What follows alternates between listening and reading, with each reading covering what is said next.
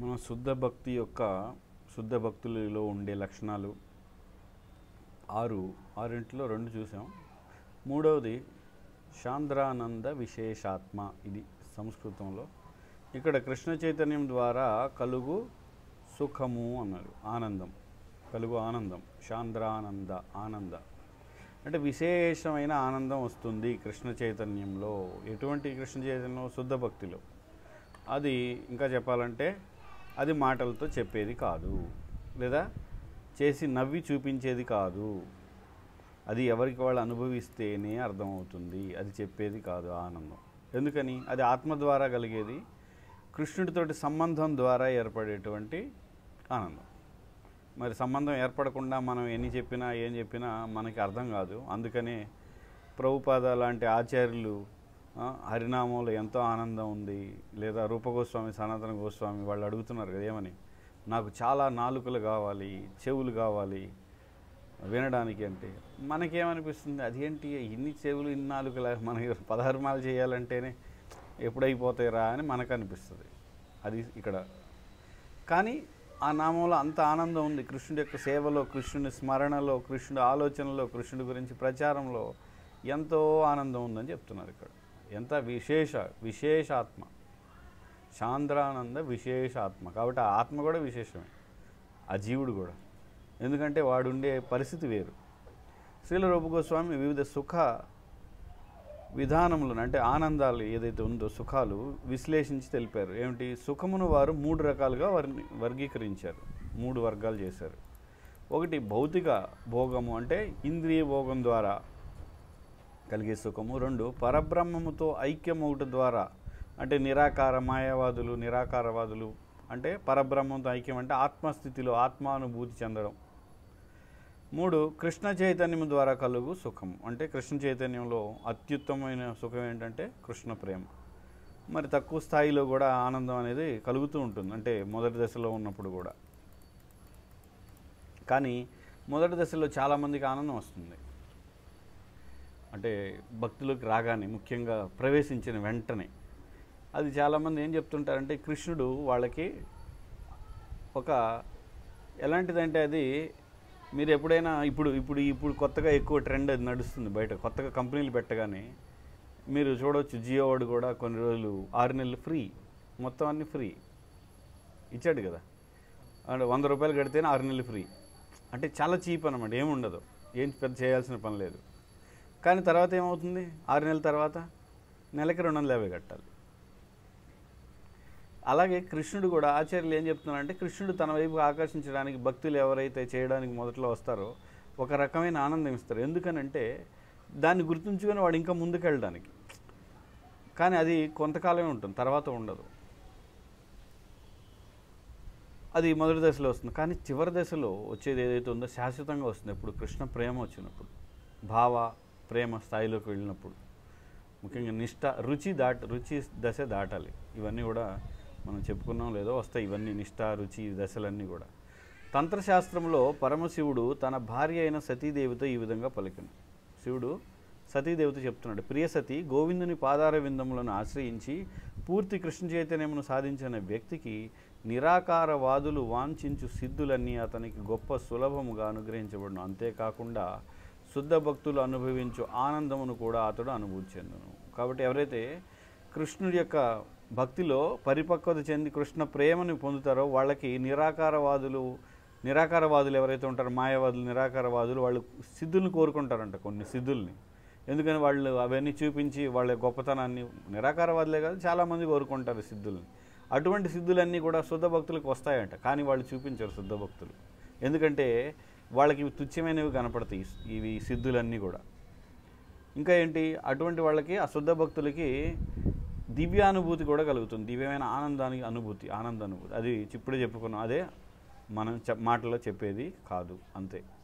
దాని గురించి ఎక్కువగా చెప్పడా కూడా అర్థం కాదు, అంతే. ఇంకా మనకి శుద్ధ భక్తి ద్వారా లభించు సుఖము శాశ్వతమొకటి చేత అది అత్యుత్తమ స్థితికి చెందింది. భౌతిక సిద్ధుల చేత కానీ, తమను బ్రహ్మముగా అవగాహన చేసుకున్నట చేత కానీ పొందబడు ఆనందము తాత్కాలికమొకటి చేత అది నిమ్న స్థితికి చెందింది. కాబట్టి అత్యుత్తమ స్థితి, అత్యుత్తమ ఆనందం ఏంటి? 3 రకాల వర్గీకరణలో కృష్ణుడి యొక్క ప్రేమ, భక్తి ద్వారా వచ్చేటువంటి సుఖం. అదేవిధంగా నిమ్న స్థాయిది ఏంటి? ఈ యొక్క భౌతికమైన ఇంద్రియ భోగం. మధ్యస్థంగా ఉండేది ఈ రెండవది, ఇది మాయావాదులు, నిరాకారవాదులు ఆత్మానుభూతి. ఇది మధ్యస్థంగా ఉంటుంది. అంటే వాళ్ళు పూర్తిగా భౌతికం కాదు, అలానే పూర్తిగా దివ్యానందాన్ని భగవంతుడు సంబంధం పెట్టుకోలేదు, ఆత్మానుభూతి చెందుతూ ఉన్నారు. నేను శరీరం కాదు అని ఆత్మానుభూతి. భౌతిక సుఖము నశింపకుండా నిరోధించే మార్గం లేదు. ఇది పూర్తిగా తప్పు స్టేట్మెంటు. ఇక్కడ ఏంటంటే భౌతిక సుఖం నుండి, భౌతిక సుఖం పొందుతున్నప్పుడు పతనం అవ్వకుండా ఉండలేరు, పతనం చెందుతారు భౌతిక సుఖం ఉన్నప్పుడు. ఇది ట్రాన్స్లేషన్ తప్పు, మీ పుస్తకాల్లో ఎలా ఉందో కానీ. బ్రహ్మైక్యము ద్వారా పొందబడు అలౌకిక ఆనందము నుండి పతనము చెందుటకు కూడా అధిక అవకాశం కలదు.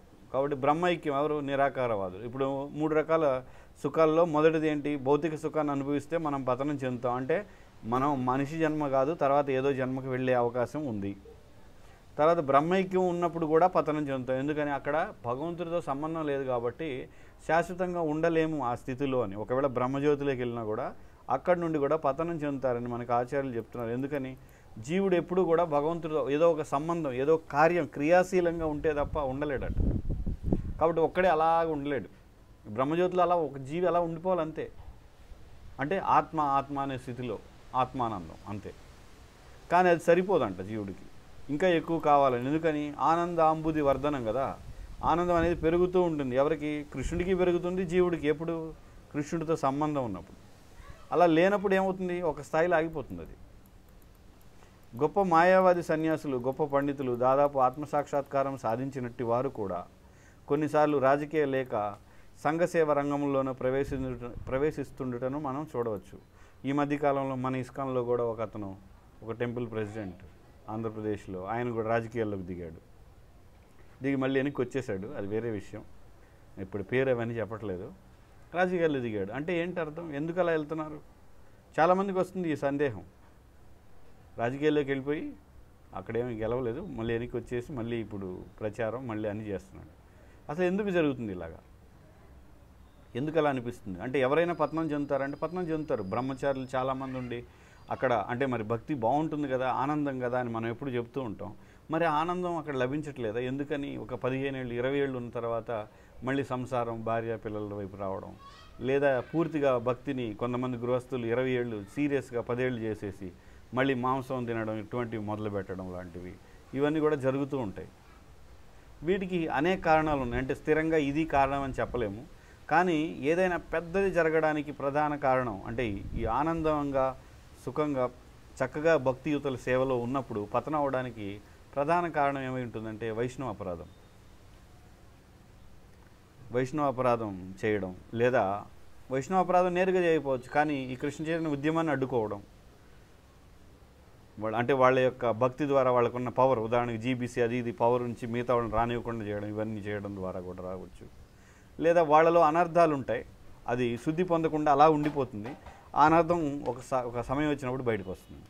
రాజకీయంలోకి వెళ్ళాలని, లేదా నేను అందరినీ చేయాలి, ఇది కీర్తి ప్రతిష్టలు, కీర్తికాంక్ష ఉండొచ్చు, ఏవైనా కావచ్చు, అనేక కారణాలు. కాబట్టి అందుకే భక్తియుక్త సేవ అనేది ఎవరికి వాళ్ళు సొంతగా చేసేది కాదు. అందుకే ఆధ్యాత్మిక పర్యవేక్షణ, సాంగత్యం. ఎవరైతే ఇప్పుడు నేను చెప్పాను కదా, ఒక అతను రాజకీయాల్లో దిగే ముందర ఉన్నత భక్తుడిని కానీ ఎవరినైనా సలహా తీసుకొని దిగారంటే వాళ్ళు ఎవరు అలా ఏం చేయరు, వాళ్ళకి అనిపించింది చేసేస్తారు అంతే. మిగతా భక్తులను సంప్రదించి నేను ఇలా చేయాలనుకుంటున్నాను, ఇది మంచిదా కాదా, ఇలా చేస్తే నేను నాకు కానీ సంఘానికి కానీ ఏదైనా ధర్మం విషయంలో కానీ లేదా మన ఉద్యమం విషయంలో కానీ ఏమైనా ఉపయోగపడుతుందా అని ఆలోచన చేయాలి. అలా ఏం చేయరు. నిరాకార అవగాహన చేత నిజముగా వారు వాస్తవ పరమ దివ్యానందమును సాధింపలేకపోవటం అందుకు కారణం. కాబట్టి ఈ నిరాకారవాదులు ఈ విధంగా పతనం అవడానికి కారణం ఏంటంటే నిరాకారంలో అవగాహనలో ఆత్మ అనేది ఉంది. అంటే ఆధ్యాత్మిక ఆనందం అనేది అభివృద్ధి చెందడం, పెరగడం. ఆనంద అంబుది వర్ధనం అంటే పెరగడం, వర్ధమానం అంటే పెరుగుతూ ఉండడం. ఈ పెరగడం అనేది జరగకపోవడం వలన వాళ్ళు ఒక స్థాయిలో ఇదే కదా ఆనందం ఒక అర్థమవుతుంది. దాని తర్వాత మళ్ళీ కిందకి పతనం అవ్వడం జరుగుతుంది. ఆ పతనం అయినప్పుడే సాంఘిక కార్యక్రమాలు, సంఘ సంక్షేమ కార్యక్రమాలు, సంఘ సేవ, దేశ సేవ అని, జనసేవ, ఇవన్నీ కూడా మానవ సేవ అంటారు. ఆ దరిద్రులు ప్రవేశపెట్టిందే మానవ సేవయే మాధవ సేవ అనేది ఒక దరిద్రమైన స్లోగన్ తెలుగులో. ఎందుకంటే మానవ సేవ మాధవ సేవ కాదు, నేరుగా కాదు, పరోక్షంగా అవుతుంది. ఎలాగా? మానవులకి కృష్ణ చైతన్యాన్ని ఇవ్వడం ద్వారా మాధవుడికి సేవ చేసినట్లు అవుతుంది. ఎందుకని కృష్ణుడు కోరుకుంటున్నాడు అది చేయాలని, కాబట్టి అప్పుడు కృష్ణుడికి సేవ అవుతుంది. అంతేగాని మానవ సేవే మాధవ సేవ కాదు. మానవ సేవ నేరుగా చేస్తే, మానవులకి అన్నం పెడితే కృష్ణుడికి సేవ చేసినట్టు కాదు, వాళ్ళకి బట్టలు ఇస్తే కృష్ణుడికి సేవ చేసినట్లు కాదు. ఎవరు చెప్పారు అలా కృష్ణుడికి సేవని? అలాంటప్పుడు ఈ మాయావాదులందరూ కూడా అసలు విగ్రహాలు ఎందుకు పెట్టుకుంటున్నారు? వాళ్ళు కూడా విగ్రహాలు పెడతారు, కృష్ణుడిని రాముణ్ణి.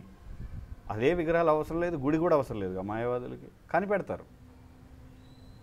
వాళ్ళు మానవ సేవ మాధవ సేవగా చెప్తున్నారుగా. కాబట్టి ఈ మాయావాదం అంతా కూడా మోసం. ఏంటంటే మనస్సుని, మన యొక్క మనస్సుని మోసం చేయడమే మాయావాదం. ఎందుకంటే మన ఆలోచనలన్నీ మానసిక స్థాయిలో ఉంటాయి, కానీ బుద్ధి ఉన్న తెలివితేటలతోటి బుద్ధి స్థాయిలో మనం ఆలోచించట్లేదు, బుద్ధిని ఉపయోగించాం. ఎందుకంటే భగవంతుడికి రూపం లేదు. ఎందుకు లేదు? నిజంగా ఆలోచిస్తే భగవంతుడికి రూపం లేదు. లేదు అవును, నిరాకారం బ్రహ్మజ్యోతి ఆయన నుండే వచ్చింది, ఆ విధంగా కనపడడం లేదు. అది రూపం లేని స్థితి. కానీ రూపం ఉంది, వైకుంఠంలో ఉన్నాడు, రెండూ ఉన్నాయి. ఒకదాన్ని నువ్వు కట్ చేసేస్తావు, మాయావాది ఒకటి కట్ చేసేయడం అంటే వాడికి రూపం, భగవంతుడికి రూపం లేకుండా చేసి, అది ఎలా సాధ్యం? ఆయన అన్నిటిలో మొదట ఉంటాడు. రూపం ఉన్న దాంట్లో దొంగల్లో దొరల్లో ఏదైనా నువ్వు ఏది తీసుకున్నా అన్నిటిలో అత్యుత్తమ స్థితిలో ఉంటాడు. ఎవరు? భగవంతుడు. మరి నువ్వు ఎలా చేస్తావు? కాబట్టి వాళ్ళు ఈ విధంగా పతనం అవుతూ ఉంటారు. ఇలా మాయావాదులు కూడా పతనమైన వాళ్ళు ఉన్నారు. ఇప్పుడు కూడా కలియుగంలో కూడా కనపడతారు. కలియుగంలో కొంతమంది సన్యాసులు అవి ఇవి తీసుకొని, సన్యాసం తీసుకున్నాక ఇక సంఘంతో పని లేదు. ఎవరైతే సన్యాసం తీసుకున్న వాళ్ళు సంఘంలోకి రాజకీయంలోకి రాకూడదు, సన్యాసం తీసుకున్నాక. ముఖ్యంగా మిగతా వాళ్ళు బ్రహ్మచారులు ఎవరైనా వచ్చినా పర్లేదు, కానీ మీ సన్యాసులు రాకూడదు. కానీ సన్యాసులు కూడా వస్తుంటారు. సన్యాసం అయిపోయినాక ఏంటి? సన్యాసం అంటే అర్థం ఏంటి?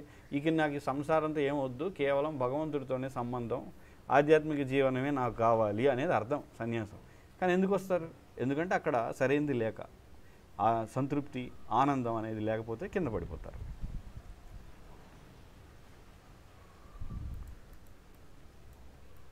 కనుకనే భౌతిక కార్యకలాపాలను కొనసాగించుటకు వారు తిరిగి భౌతిక జగత్తుకు తిరిగి రావాల్సి వచ్చింది. మాయావాది సన్యాసులు తిరిగి భౌతిక జీవితంలో అడుగుపెట్టిన ఉదాహరణలు ముఖ్యంగా భారతదేశంలో మాయావాది సన్యాసులు తిరిగి భౌతిక స్థాయికి దిగి వచ్చిన పరిస్థితులు ఎన్నో కలవు. ప్రభుపాద చెప్తున్నారు ఇట్లాంటివి ఎన్నో ఉన్నాయి. కానీ పూర్తి కృష్ణ చైతన్యంతో జీవించే వ్యక్తి ఎన్నడూ తిరిగి ఏ విధమైన భౌతిక స్థితికి దిగజారే అవకాశం ఉండదు. ఇక్కడ గమనించాలి, నేను మొదటి నుంచి చెప్తున్నాను. ఎవరు? పూర్తి కృష్ణ చైతన్యంతో జీవించు. మనం పూర్తి కృష్ణ చైతన్యం మనకి లేదు. మనకి చాలా కొద్దిపాటి కృష్ణ చైతన్యం ఉంది. అందుకే మనం 16 మాలకే కింద మీద పడి 16 చేస్తాం, అంతే, అయిపోయింది మన భక్తది. ఇంక పూర్తి కృష్ణ చైతన్యంలో ఉంటే వాడు దిగజారడంట. అవి ఎంత ఆసక్తికరమైన, ఎంతగా ఆకర్షించినను భౌతిక సంక్షేమ కార్యక్రమంలో ఆధ్యాత్మికమైన కృష్ణ చైతన్య కార్యక్రమంకు సాటి రావని వారు గ్రహించారు. కృష్ణ చైతన్యంతో ఏమాత్రం సమానమే కాదు. నక్కకి నాగలోకానికి ఉన్నంత తేడా ఉంటుందంటారు. నక్కవి ఎక్కడ ఉంటుంది, నాగలోకం ఎక్కడ ఉంటుంది? నక్కలు ఇవన్నీ ఎక్కడ ఉంటాయి? పాతాళంలో ఉంటాయి. నాగలోకం ఇదంతా కూడా మనకి శాస్త్రంలో ఉన్నదే. బిలస్వర్గం ఉంది కదా, పాములు అవన్నీ అక్కడ వెలుతురుగా ఉంటుందని శ్రీమద్ భాగవతంలో ఉంటుంది. కాబట్టి 6 లోకాలు తేడా ఉంటుంది దానికి దీనికి. అది పాతాళం అయితే భూమి కింద ఉంటుంది నాగలోకం, భూమి కింద ఉన్న ప్రదేశంలో బిలస్వర్గంలో 6 లోకాలు తేడా. అంటే అన్ని లోకాల మధ్యలో తేడా ఉంది. అదేవిధంగా ఈ భౌతికంగా వచ్చే ఆనందం ఎన్ని లోకాల మధ్యలో ఎంత తేడా ఉందో అలాగే చాలా దూరం అన్నమాట. యోగ మార్గంలో సఫలీకృతమైన వ్యక్తులు సాధించు సిద్ధులు 8 రకములు. అష్టసిద్ధులు అంటారు ఈ మాయావాదులు లేదా నిరాకారవాదులు. ధ్యానం ఎవరైతే చేస్తుంటారో సిద్ధుల కోసం వాళ్ళకి ఈ 8 రకాల సిద్ధులు. వాళ్ళు ఏం చేస్తారో సిద్ధులు పొంది ఆనందాన్ని అనుభవిస్తారు. అంటే రకరకాల సిద్ధులు పొంది జనాలకు చూపించి గొప్ప వాళ్ళకి చలామణి అవ్వడం, ఇవన్నీ. అతి సూక్ష్మ రూపం ధరించి ఒక రాతిలో కూడా చొచ్చుకొని పోగల శక్తిని అణిమ సిద్ధి అంటారు. అణిమ అంటే అణు అంటే చాలా చిన్నది, కాబట్టి అణువు కంటే కూడా ఇంకా చిన్నదే ఆ స్థితికి వెళ్ళడం, అది అణిమ సిద్ధి. కొండలు వంటి వాటిని తొలచి సొరంగ మార్గములు వేయి అవకాశములు కల్పించిన ఆధునిక విజ్ఞాన శాస్త్రము కూడా మనకు రాతిలో ప్రవేశించే సామర్థ్యం కలిగిస్తుంది. కాబట్టి ఇది ప్రభుపాద ఏమంటున్నారు, ఇప్పుడు ఉన్న సైంటిస్ట్ రాక్షసులు కూడా ఈ పని చేస్తున్నారు అని చెప్తున్నారు. ఈ రాక్షసులు కూడా ఈ పని చేస్తున్నారు. ఎందుకు రాక్షసులు? వాళ్ళు ఎందుకంటే ప్రకృతిని నాశనం చేయడం. ఈ అణిమ సిద్ధి వలన ప్రకృతి నాశనం అవ్వదు, కొండల మధ్యలోకి వెళ్ళిపోతాడు. బద్దలు కొట్టాల్సిన పని లేదు, ఇతర జీవుల్ని పారద్రోలాల్సిన పని లేదు, వాటిని జీవించకుండా చేయాల్సిన పని లేదు. వీడు సిద్ధి పొందినవాడు అణువులాగా ఎక్కడికైనా వెళ్ళిపోతాడు, ఎవరికి ఇబ్బంది లేదు. కానీ ఈ కొండల బద్దలు ఈ రాక్షసుల వలన చాలా ప్రకృతి మొత్తం నాశనం. ఇప్పుడు అదే కదా, పెట్రోలు, పొల్యూషన్ ఇవన్నీ జరుగుతూనే ఉన్నాయి. వాళ్ళు కనిపెట్టిన కారు, ఆ డ్రిల్లింగ్ వలన సౌండ్లు, శబ్ద కాలుష్యం, పక్కన జీవులకి ఉండలేవు, ఇలా అనేకమైనవి ఉన్నాయి. కానీ ప్రభుపాద ఏమంటున్నారు, వాళ్ళు కూడా సాధించారని చెప్తున్నారు. అదేవిధంగా యోగ సిద్ధులన్నీ భౌతిక సామర్థ్యములే. ఈ యోగ సిద్ధులు ఏవైతే అణిమ, లగిమ ఇవన్నీ కూడా ఉన్నాయో ఇవన్నీ భౌతిక భౌతికంగా పొందొచ్చని.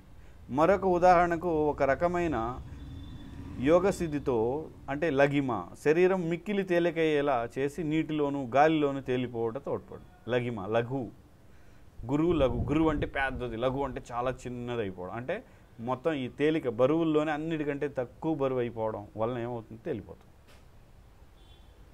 గాలిలో కూడా చాలా ఉన్నాయి కదా వాయువులు, ఆ వాయువుల కంటే కూడా మనం తేలిక అయిపోతే ఏమవుతుంది, పైన వెళ్ళిపోతాం. మనం అన్నిటికంటే పైన తేలికైన వాయువు ఉంటుంది, అంతే వెళ్ళిపోతాం. కాబట్టి అది కూడా సాధ్యమైంది. ఎలాగా, అది కూడా ఆధునిక విజ్ఞాన శాస్త్రజ్ఞులు సాధించిన ప్రజ్ఞ. వాళ్ళు కూడా సాధించారు. ఎలాగ, విమానంలో కూర్చోబెడుతున్నారు, తీసుకెళ్ళి మనల్ని రాకెట్లో, విమానాల్లో స్పేస్ స్టేషన్కి వెళ్తున్నారు, రాకెట్లో పెట్టి. విమానాలు అంటే వేరే దేశం, కానీ అవన్నీ కూడా ప్రమాదంతో కూడినవి. రీసెంట్గానే మనకు తెలుసు ఎన్ని విమానాలు పడిపోతూ ఉన్నాయి. కొన్ని మలేషియా అయితే ఒక 2014-15 ఇప్పటికి తెలియదు, అది ఎక్కడుందో కూడా తెలియదు. అది వాళ్ళది. అంటే అది అంత ఖచ్చితమైనది. కానీ ఇక్కడ ఇందులో ఈ సిద్ధుల ద్వారా వెళ్తే వాడు ఖచ్చితంగా తెలుసు ఎక్కడికి వెళ్ళాడు, ఎక్కడికి వస్తాడు, మళ్ళీ అంతవరకు ఆ సిద్ధి పనిచేస్తుంది. కానీ వాళ్ళు కూడా ఎగురుతున్నారు. అదేవిధంగా నీటిపై తేలగలుగుతున్నారు. ఈ లఘువు వలన బరువు తగ్గడం వల్ల నీటిపైన కూడా తేలొచ్చు, గాలిలో కూడా ఎగరొచ్చు. నీకు ఎంత బరువు తగ్గాలంటే అంత తగ్గితే అప్పుడు నీటి కంటే తక్కువ అయితే పైన తేలుతావు, గాలి కంటే గాలిలో కూడా తేలుతావు. లఘిమ సిద్ధి ద్వారా ఒకే సిద్ధి రెండింటిని పనిచేస్తావు. నీటి అడుగున కూడా ప్రయాణించావు. భారం అయిపోతే ఏమవుతుంది, భారం అయ్యి రెండింటిని ప్రయోగించాలి. ఇప్పుడు ఒకే విధంగా భారం అవ్వాలి, లఘిమ, రెండు సిద్ధుల్ని ప్రయోగిస్తే నీటి లోపలికి వెళ్ళి ప్రయాణించవచ్చు. ఈ విధంగా 8 సిద్ధుల ద్వారా రకరకాల మ్యాజిక్లు చేస్తుంటారు వాళ్ళు. అవన్నీ చూసి వాడు దేవుడు అయిపోతాడు అన్నమాట. పిచ్చి గొర్రెలు ఉంటారు కదా, కలియుగ గొర్రెలు అంటే మనందరం, అవి చూసి వాళ్ళని దేవుడు వచ్చేసాడు అనుకుంటాం. ఇట్లు యోగ సిద్ధులను భౌతిక సిద్ధులతో పోల్చూచుట చేత మన భౌతిక విజ్ఞానవేత్తలు ఆ యోగ సిద్ధుల వంటి వాటిని సాధించుటకే ప్రయత్నిస్తుంటారని గుర్తించవచ్చు. కాబట్టి వాటి కోసమే వీళ్ళు వేరే విధంగా ప్రయత్నం చేస్తున్నారు, ఆ సిద్ధుల కోసమే. అనగా నిజముకు యోగ సిద్ధులకు మరియు భౌతిక సిద్ధులకు నడుమ వ్యత్యాసం ఏమి ఉండదు. భౌతికమైన వాటి ద్వారా, యోగం ద్వారా చేసే సిద్ధులు పొందేవి ఏమి ఉండదు, అవన్నీ కూడా భౌతికాలే. యోగ సిద్ధులుగా పిలువబడే వాటిని ఆధునిక విజ్ఞాన శాస్త్రజ్ఞులు సాధించిరని, అందుచేత వాటితో తనకు అవసరం లేదని ఒకసారి ఒక జర్మన్ విద్వాంసుడు అన్నాడు. జర్మన్లో ఉన్న ఒక విద్వాంసుడు, పండితుడు అన్నాడు, ఇవన్నీ కూడా మోడర్న్ వాళ్ళు కూడా సాధించారు, నాకు వద్దు. గొప్ప బుద్ధితో అతడు భక్తి యోగ ద్వారా దేవాదేవునితో తనకు గల నిత్య సంబంధమును అవగాహన చేసుకున్నట్టు కొరకై భారతదేశంకు బయలుదేరు. ఇది ప్రభుపాద చెప్తున్నారు. ప్రభుపాద సమయంలో ఒక జర్మనీ అతను చెప్పాడంట, ఇవన్నీ ఏముంది అందరూ చేశారు, భక్తి ద్వారా నేను తెలుసుకోవాలి భగవంతుడితో సంబంధం, ఆ ఆనందాన్ని అది అనుభవించాలని భారతదేశానికి బయలుదేరాడంట జర్మన్ అతను. నిజమునకు యోగ సిద్ధులలో కొన్నింటిని భౌతిక విజ్ఞాన శాస్త్రజ్ఞులు ఇప్పటికీ సాధింపలేదు. యోగ సిద్ధుల్లో కూడా కొన్నింటిని ఇప్పుడు మనం కొన్నే చెప్పుకున్నాం, 8 ఉన్నాయి మొత్తం, అందులో కొన్నింటి ఇప్పటికి కూడా సాధించలేదు వాళ్ళు. ఉదాహరణకు ఒక యోగి సూర్యకిరణముల ద్వారా సూర్యగోళంలోకి ప్రవేశించగలడు. అంటే సూర్యుడు పగలైతే చాలు, చీకటిలో ప్రవేశించలేడు, కానీ పగలైతే చాలు కిరణాలు పడతాయి, కిరణం పడితే చాలా కిరణాన్ని పట్టుకొని వెళ్ళిపోతాడు. ఒక కిరణం ఉంటే దాన్ని పట్టుకొని వెళ్ళిపోతాడంట ఎక్కడ దాకా సూర్యుడి దగ్గర. అది ఆ కిరణాన్ని పట్టుకోవడం ఏంటి, వెళ్ళిపోవడం ఏంటి, ఎలా ఉంటుంది అసలు ఇది? అసలు అంటేనే మనకు అర్థం కాదు, అంతే అది జరుగుతుంది. అది కానీ సిద్ధి ఉంది, అదొక సిద్ధి అంటున్నారు అంతే. ఈ సిద్ధిని లఘిమ అంటారు. ఇది కూడా లఘిమనే, ఇందాక చెప్పుకున్నాను లఘిమని అంటే బరువు తగ్గడం. అంటే కిరణాల కంటే కూడా ఇంకా బరువు తగ్గితే ఏమవుతుంది, మొత్తం తేలిపోతాం. ఎక్కడి దాకా తేలిపోతాం, సూర్యుడి దాకా తేలిపోతాం, పైకి వెళ్ళిపోయాడు. కానీ కిరణాన్ని పట్టుకోవడం వల్ల ఏమైంది, ఇది ఎక్కడి నుంచి వచ్చిందో అక్కడికి వెళ్తాడు వాడు. ఇది ఎలా జరుగుతుంది? ఒక లైట్ వేస్తే లైట్ని పట్టుకొని మనం వెళ్ళిపోవడం లేదు. అట్లే ఒక యోగి తన వేలుతో చంద్రుని స్పృశించగలడు. ఇక్కడే ఉండి వేలుని అక్కడ దాకా పంపిస్తాడు చేతిని. ఇది చేస్తారా? నాకు తెలిసి ఇది అసంభవమేమో దాదాపు. ఎందుకంటే చేతిని చాపాలి కదా, చెయ్యి సాగిపోతుంది. ఆ యోగికి చెయ్యి సాగిపోతుంది అక్కడ దాకా. చెయ్యి ఎలా సాగుతుంది? మనకి కొత్త ఐటెం వేయాలి కదా, మనకి కష్టం. కాబట్టి ఆధునిక వ్యోమగాములు అంతరిక్ష యానముల ద్వారా చంద్రమండలం పైకి వెళ్ళినను వారు అనేక ఇబ్బందులను ఎదుర్కోవాల్సి వచ్చును. అక్కడ అనేక ఇబ్బందులు ఉంటాయి. అంటే బరువు తగ్గి ఉండడం వలన తేలడం, కూర్చొని తినలేకపోవడం. ఎందుకంటే మనం ఇక్కడ చేసినట్టు అక్కడ ప్రయత్నం చేస్తారు, కానీ అక్కడ పనిచేసే శక్తులు అవన్నీ కూడా గురుత్వాకర్షణ లేదా గాలిలో తేలేది, బరువు, ఇవన్నీ వేరే ఉంటాయి. కాబట్టి అందుకే ఆకాశంలోకి వెళ్తేనే వాళ్ళు ఇలా తంటాలు పడుతున్నారు. అలాంటిది అసలు చంద్రుడి మీదకి ఇవన్నీ వెళ్ళడం అనేది జరగదు. ప్రభుపాద చెప్పారు జరగదు అని. ఒకవేళ వెళ్ళినా అది ఎక్కడికి వెళ్తున్నారో కూడా ఎవరికి తెలియదు. చాలామంది అనుకుంటారు మనం చంద్రుడికి వెళ్ళి, నిజంగా చంద్రుడి మీదకి వెళ్ళారా, ఇంకెక్కడికి వెళ్ళారా, అది ఎక్కడుంది? ఎందుకంటే మనం ఎవరైనా చూడలేదు, ఎవరు వెళ్ళట్లేదు. వాళ్ళు ఏదో వీడియో పంపిస్తున్నారు, అది మనం నమ్మాలి, నమ్ముతున్నాం అంతే. ఎవరెవరు ఎక్కడికి వెళ్తున్నారు ఎవరికీ తెలియదు. మొత్తానికి ఎక్కడికి వెళ్తున్నారు, అది నిజమే, వెళ్తున్నారు. కానీ ఎక్కడికి వెళ్ళారు? దగ్గరలో ఉన్న ఏమైనా ఉల్క, తోకచుక్కలు లాంటివి ఏమైనా ల్యాండ్, చాలా పెద్ద పెద్ద రాళ్ళు ఉంటాయని వాళ్ళే చెప్తున్నారు. ఆ రాయి మీదకి వెళ్ళారా? అక్కడే కూర్చొని వీడియోలు పంపిస్తున్నారేమో, మనకేం తెలుసు, తెలియదుగా.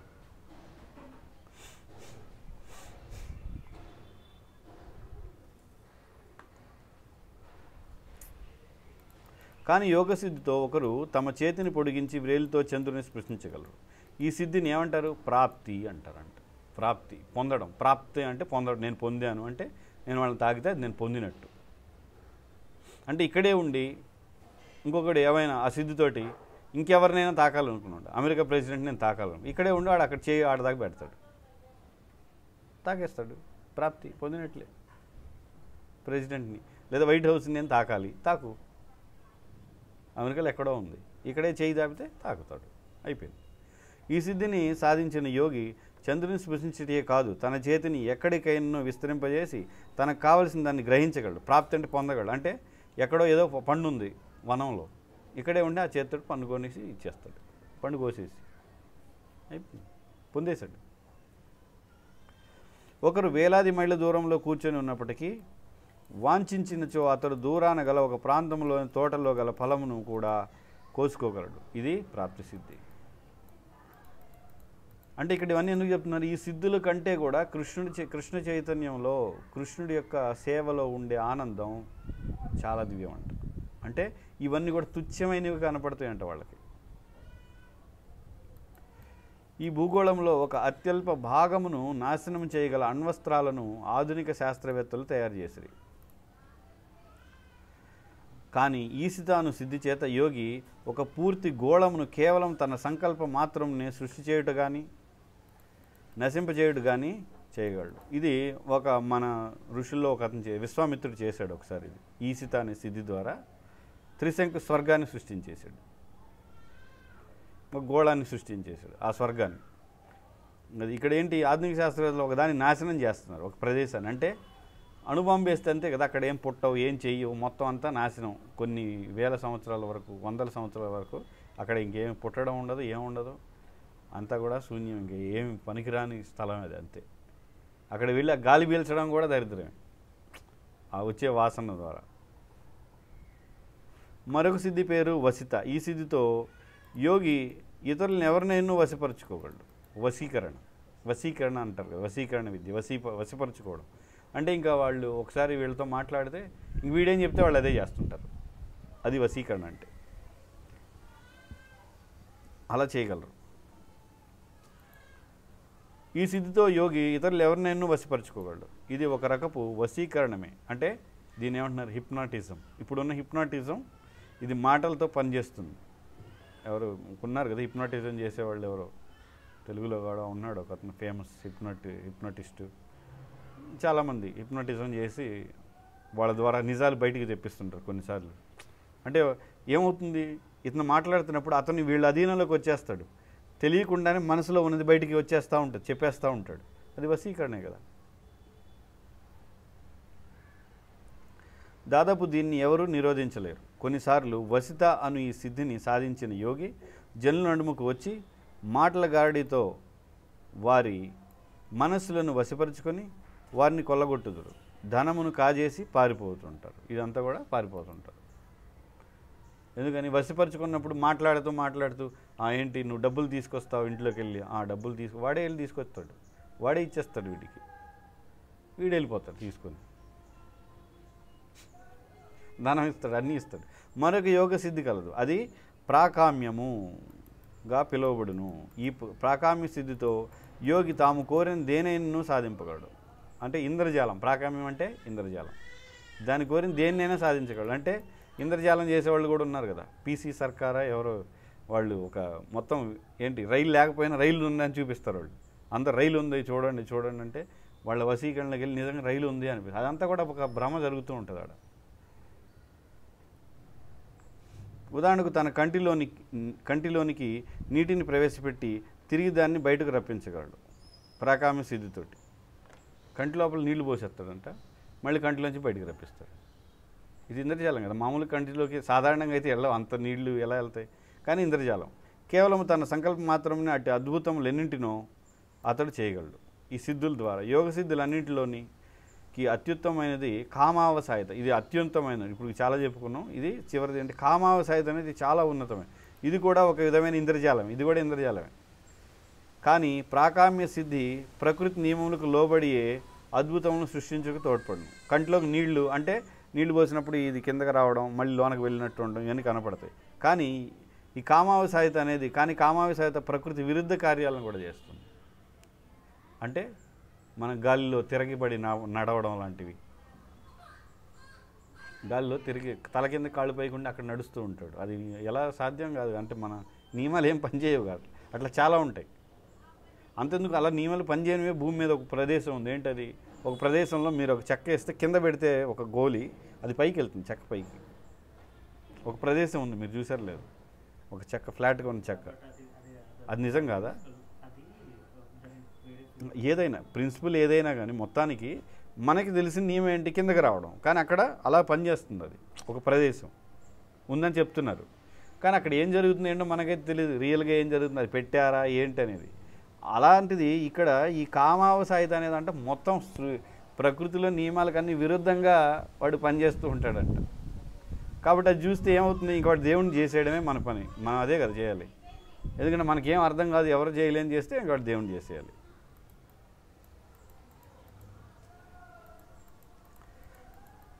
అనగా అసాధ్యములను కూడా సాధ్యములుగా చేయును.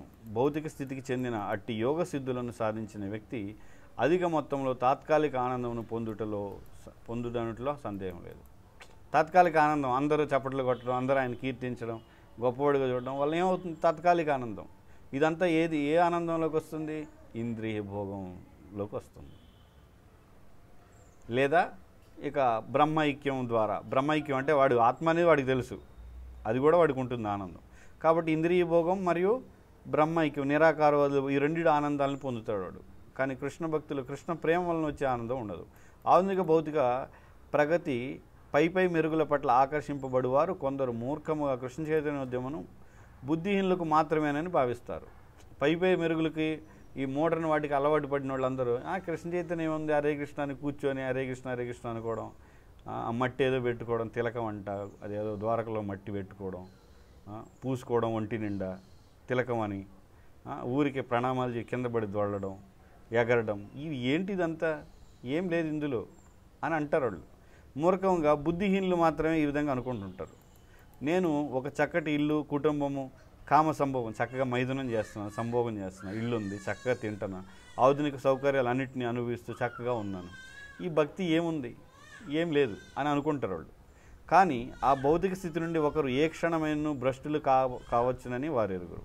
కానీ ఆ స్థితి ఎక్కువ కాలం ఏమి ఉండదు, ఎప్పుడైనా పతనం కావచ్చు వాడు. అజ్ఞానవశాత్తు వాస్తవ జీవితము, ఇక్కడ శాశ్వతమైందని ప్రింట్ పడింది, అశాశ్వతమైన ఉండాలి. వాస్తవ జీవితం అశాశ్వతమైందని వారు గుర్తించరు.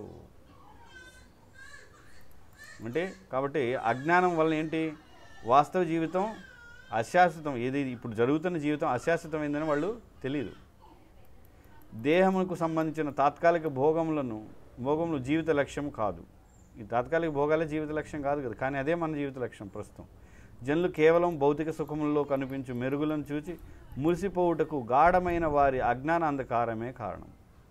ఇంత కారణం ఏంటి? గాఢమైన అజ్ఞాన అంధకారం. ఈ అజ్ఞాన అంధకారం ఏంటి? మొదటిది వీటన్నిటికి మూలం దేహమే నేను అనే భ్రమ. ఇది అందరికీ ఉంది, అదే అంత మూలం మొత్తానికి. కనుక శ్రీల భక్తి వినోద్ ఠాకూర్ భౌతిక విజ్ఞాన ప్రగతి వ్యక్తులను మరింత అధిక మూర్ఖులుగా చేయునని, ఆ పైపై మెరుగులతో ఒకరిని తమ నిజస్థితిని మరచినట్లు చేయునని తెలిపింది. అది వారి దురదృష్టము. భక్తి వినోద్ ఠాకూర్ అంటారు, జడ విద్యార సభ మాయార వైభవ. ఈ జడ విద్య ఇదంతా. ఇప్పుడు ఏదైతే కొండల్ని బద్దలు కొట్టి లోనికి వెళ్ళడం, గాలిలో తేరడం, సబ్మెరైన్ ఇవన్నీ కూడా చేశారు, ఇదంతా కూడా జడ విద్య. ఇదంతా కూడా మాయ యొక్క వైభవం. అంటే ఈ యోగ సిద్ధులు కూడా మాయ యొక్క వైభవమే చెప్పాలంటే. ఇవన్నీ చేసేసి ఏం సాధిస్తున్నాడు వాడు? ఇన్ని చేసావు కానీ చివరికి సాధించేదేంటి? ఎందుకనగా భౌతిక కాలుష్యముల నుండి విడివట్టుకే మానవ జన్మ. భౌతిక కాలుష్యాలంటే ఇంద్రియ భోగం ఇవన్నీ కూడా భౌతిక కాలుష్యాలు. దానికోసమే మానవ జన్మ ఉంది, విడివడి కృష్ణుడితో సంబంధం ఏర్పాటు చేసుకోవడానికి. భౌతిక విజ్ఞాన ప్రగతి చేత జనులు భౌతిక బంధములు అధికాధికంగా చిక్కుపోతుంటారు. ఈ ఘోర విపత్తు నుండి ముక్తిని పొందగలమనే విశ్వాసం వారికి లేదు. ఇంకా అధికంగా బంధంలో అసలు ముక్తి కాదు, ముక్తి గురించి ఆలోచనే లేదు. విశ్వాసం ఏముంది వాళ్ళకి? అసలు ఆలోచన ఉండదు. ఇక్కడి నుంచి బయటపడతాం, అసలు బయటపడాలి అనే ఆలోచనే లేదు అసలు. హరిభక్తి సుధాయుధంలో శుద్ధ భక్తుడైన ప్రహ్లాద మహారాజు నృసింహ భగవాన్ ఇట్లు ప్రార్థించినట్లు చెప్పబడింది.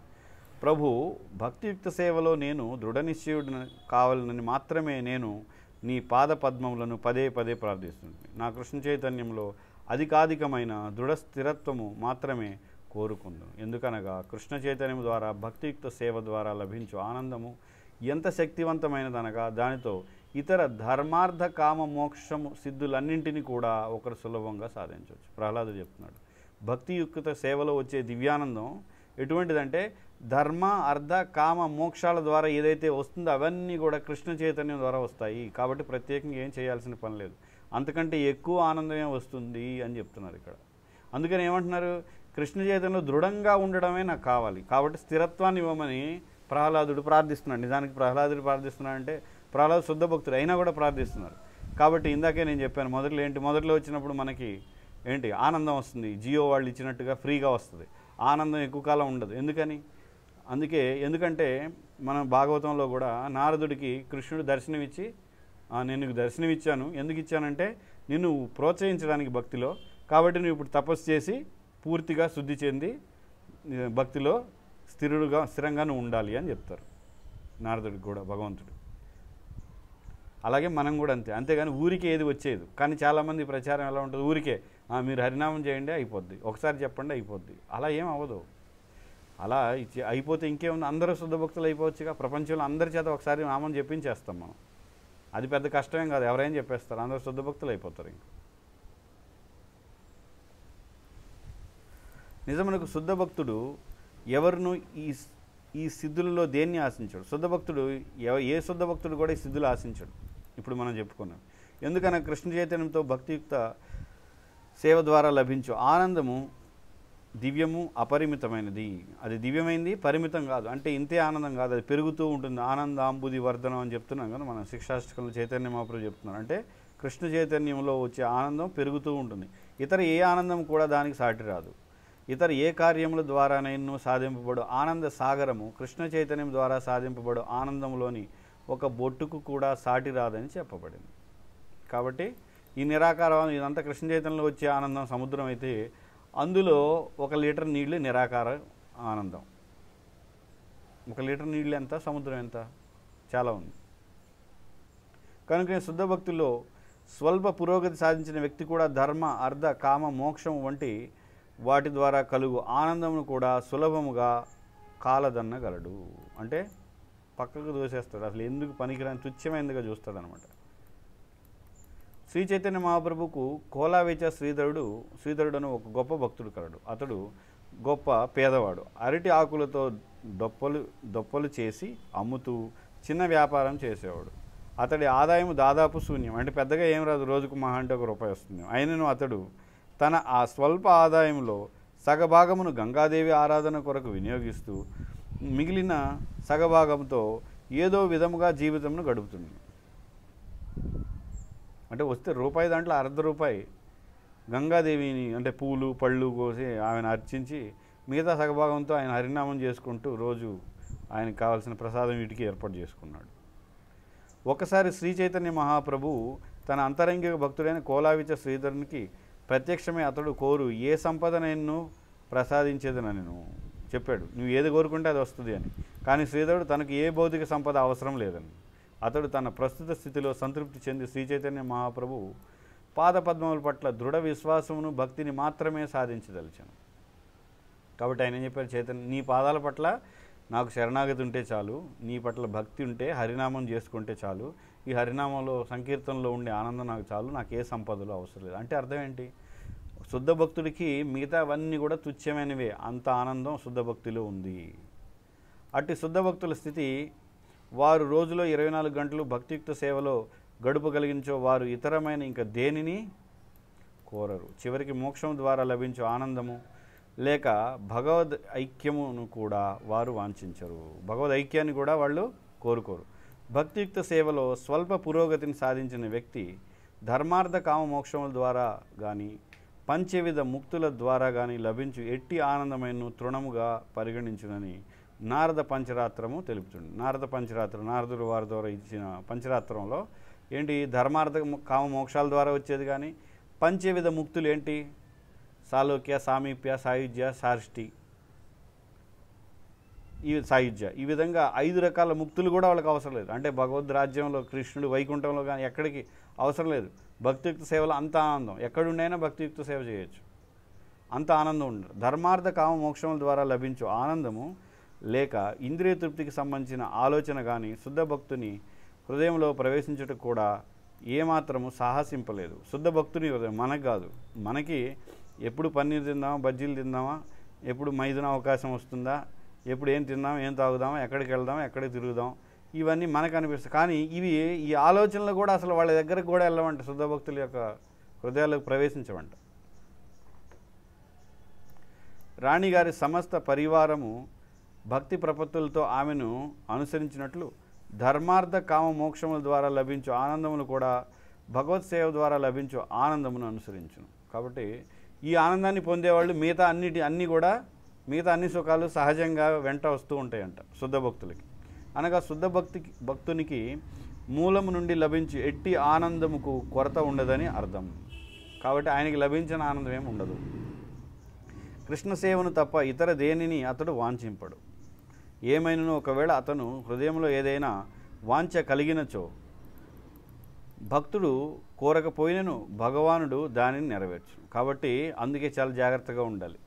భక్తులు ముందుకు వెళ్తున్న కొద్ది ఏదో చిన్న కోరిక ఒకటి లోన పెట్టేసుకున్నామంటే కృష్ణుడు తీర్చేస్తాడు బలవంతంగా. అయినా లోన ఉండకూడదు, అది బయటికి దోసేయాలి. అంటే వద్దు, నాకు వద్దు అన్నది.